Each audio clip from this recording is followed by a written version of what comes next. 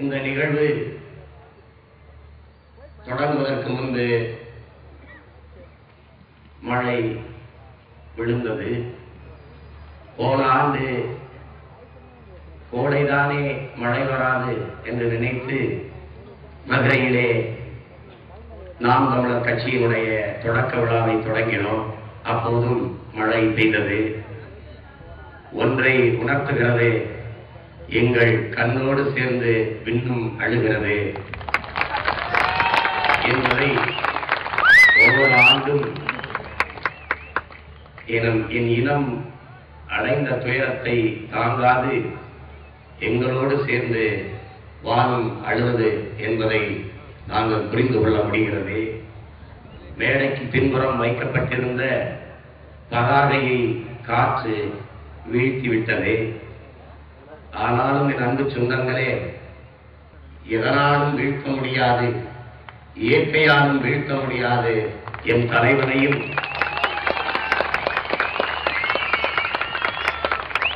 அவர் ஏந்திய ஒளிக்கொடியையும் என்பதை மறுபடியும் என் தம்பிகள் ஏற்றி நிறுத்தி இருக்கிறார்கள். என் உயிருக்கு இனிப்பான என் தாய் தமிழ் உறவுகளே, இன்று தேசத்தின் துக்க நாள். இதே நாளில் பிரித்தானியாவிலும் அமெரிக்காவிலும் பல்வேறு நாடுகளிலும் நம் உறவுகள் தேசத்தின் துக்க நாளாக இதை நினைவு கூறுகிறார்கள். ஆனால் நாம் இதை அப்படி எடுத்துக் கொள்ளவில்லை. விழுவதெல்லாம் அழுவதற்கல்ல, எழுவதற்காகவே என்ற எழுச்சி முழக்கத்தோடு நாம் இங்கே கூடியிருக்கிறோம். ஒன்றாய் விழுந்தால் ஒன்பதாய் எழுவோம் என்று என் தேசிய தலைவர் கூறியது போல லட்சமாய் விழுந்தோம், கோடியாய் கூடி எழுந்து நிற்போம். ஏன்? நாங்கள் இறந்ததற்காக கண்ணீர் சிந்துபவர்கள் அல்ல, லட்சியத்திற்காக ரத்தம் சிந்துபவர்கள். எனவேதான் நாங்கள் விழுந்ததெல்லாம் அழுவதற்கல்ல, எழுவதற்காகவே என்று குரல் எழுப்பி முழங்கி கூடி நிற்கிறோம். கடந்த 2010 இதே மே 18ஆம் ஆண்டு மதுரையிலே நாம் தமிழர் என்ற இயக்கம் அரசியல் கட்சியாக அறிவிக்கப்பட்டது. கட்சி தொடங்கி 7 மாதத்தில் 2 மாதத்தில் நான் ஒரு போராட்டத்தில் 5 மாதம் நான் சிறைப்படுத்தப்பட்டேன். சிறையிலிருந்து வெளியே வந்த பிறகு தேர்தல் வந்துவிட்டது. ஓராண்டுக்குள் என்ன சாதித்தாய் என்று எல்லோரும் கேட்கலாம். என் இனத்தின் எதிரிகளை கொன்றொழித்தோம், வீழ்த்தி காட்டினோம்.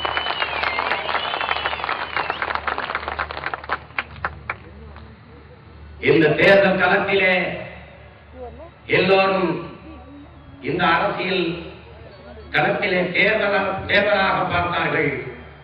நாம் தமிழர் கட்சி, அதில் இருக்கிற என் தம்பிமார்களும் நானும் அதை யுத்த களமாக பார்த்தோம். யாருக்குமான யுத்தம்? என் இனத்தை கொன்ற காங்கிரஸ் கட்சிக்கும் இன உணர்வுள்ள தமிழர்களுக்குமான யுத்தம். இந்த தேர்தலை பிரபாகரன் தம்பி சீமானுக்கும் சோனியா காந்தி அவருடைய மகன் ராகுல் காந்திக்கும் நடக்கிற சண்டையாகத்தான் நான் கருதினேன்.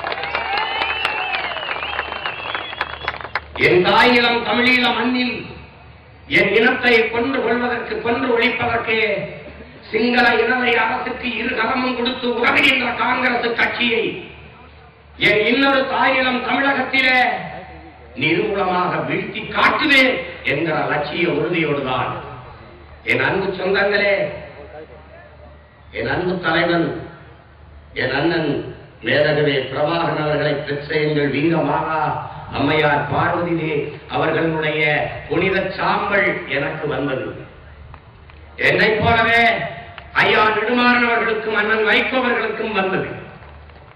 அவர்கள் இருவரும் கடல் நீரிலே கலைத்தார்கள். நான் பத்திரமாக என் அறையில் இன்னும் வைத்திருக்கிறேன். என்றைக்கு என் லட்சியத்தை தொடுகிறனோ அன்றுதான் என் தாயின் சாம்பலை நான் கரைப்பேன்.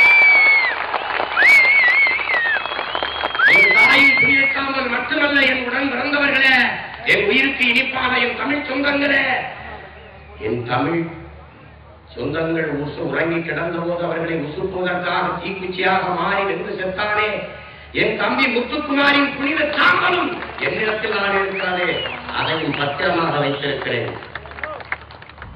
என் இனம் என்று விடுதலை அடைகிறதா அன்றுதான் அந்த சாம்பலை நான் கரைப்பேன். அதுவரை ஒவ்வொரு போருக்கும் ஒவ்வொரு களத்திற்கும் நான் செல்லும் போது அந்த சாம்பலின் மீது சத்தியம் செய்ததால் நானும் என் தம்பிகளும் களத்திலே இறங்கும்.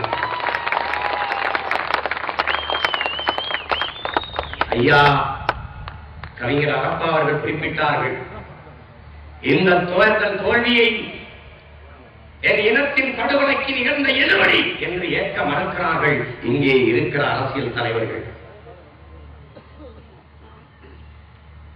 2G அலைக்கற்ற ஊழலின் எதிரொலிப்பு என்றால் எங்கள் ஐயா கேட்டது போல எப்படி கேரளாவிலும் அசாமிலும் காங்கிரஸ் ஆட்சியை கைப்பற்றியது, தமிழகத்தில் இருக்கிற அத்தனை ஊடகமும் அந்த 2G அலைக்கற்றை பற்றிய செய்திகளை மறைத்தது. ஆனால் வட இந்திய ஊடகங்கள் அதை அணுகினமும் போட்டுக்காட்டி மக்களிடத்திலே பரப்புரை செய்து கொண்டிருந்தது. அதன் தாக்கம் அதிகம். அப்படி இருந்த நிலங்களிலே காங்கிரஸ் வென்று ஆட்சியை கைப்பற்றியிருக்கிறது. விலைவாசி ஏற்றம், மின்தடை, ஆற்று மணல் கொள்ளை, ஆக்கிரமிப்பு, அராஜக ஆட்சி, குடும்ப ஆட்சி எல்லாவற்றையும் தாண்டி இவ்வளவு பெரிய தோல்வியை திராவிட முன்னேற்ற கழகம் இத்தனை ஆண்டுகால அரசியல் வரலாற்றில் எதிர்கட்சி இருக்கையும் கூட இருக்க முடியாத நிலைக்கு தள்ளப்பட்டிருப்பது காரணம் என்ன? என் அன்பு சொந்தங்களே, 110 ஆண்டுகளுக்கு மேலான கட்சி, இந்திய பெருநாட்டை ஆளுகிற கட்சி, தமிழகத்தை ஆளுகிற திராவிட முன்னேற்ற கழகத்தோடு கூட்டணி வைத்து தேர்தலை சந்தித்த கட்சி, பல்லாயிரம் கோடிகளை தேர்தல் நிதியாக கொட்டி மக்களுக்கு வாக்குக்கு பணத்தை கொடுத்து தேர்தலை சந்தித்த கட்சி, ஆட்சி அதிகாரங்கள் அதிகார பலத்தை தமிழகத்தை வைத்து தேர்தலை சந்தித்த கட்சி எதற்காக இவ்வளவு பெரிய தோல்வியை சந்தித்தது? என் இனத்தை கொன்றளித்த துரோகத்திற்காக கொடுந்தேன். இதுதான் உண்மை. உங்களுக்கு நம்பிக்கை இல்லையா? வாங்க இன்னொரு தேர்தலை மோதி பார்க்கலாம். ஏற்க மறுக்கிறார்கள், சொல்கிறார்கள் இலங்கையில் நடந்த இனப்படுகொலை இதற்கு காரணம் இல்லை என்று. அப்படியானால் என் இனத்திற்கு ஏற்பட்ட ரணம், என் இனத்திற்கு ஏற்பட்ட மரணம் உங்களுக்கு எந்த ரணத்தையும் ஏற்படுத்தவில்லை. அப்படித்தானே? ஈழத்திலே என் இனம் மொத்தமும் செத்து என் நாடு சுடுகாடாக மாறியது இவர்களுக்கு பாதிப்பை ஏற்படுத்தவில்லை, பிரச்சனையாக இல்லை என்றால் இதைவிட ஒரு இன துரோகம் ஏதாவது உண்டா? என் இனம் மொத்தமும் செத்தது உனக்கு பாதிப்பை ஏற்படுத்தவில்லை என்றால் இதைவிட ஒரு இன துரோகம் வரலாற்றில் ஏதாவது உண்டா? இந்த வார்த்தையை சொல்லுகிறாய், மறுபடியும் களத்திலே இதைவிட மோசமான தோல்வியை உங்களுக்கு ஏற்படுத்துவான். எழுதி வச்சுக்க, எழுதி வச்சுக்க. எதற்காக? ஸ்பெக்ட்ரம்ல திமுக தோத்தது, காங்கிரஸ் தோத்தது, பாமக விடுதலை சிறுத்தைகள் தோத்தது. அது உண்டா?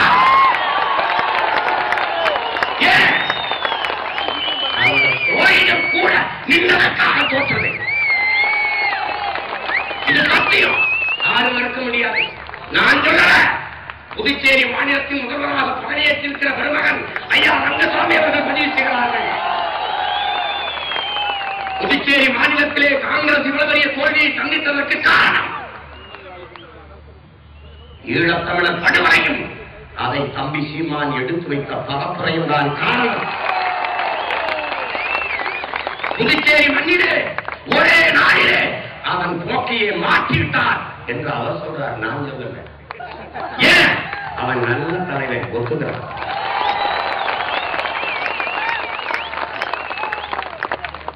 காங்கிரஸ்ல இருந்தாலும் அவர் தமிழர்.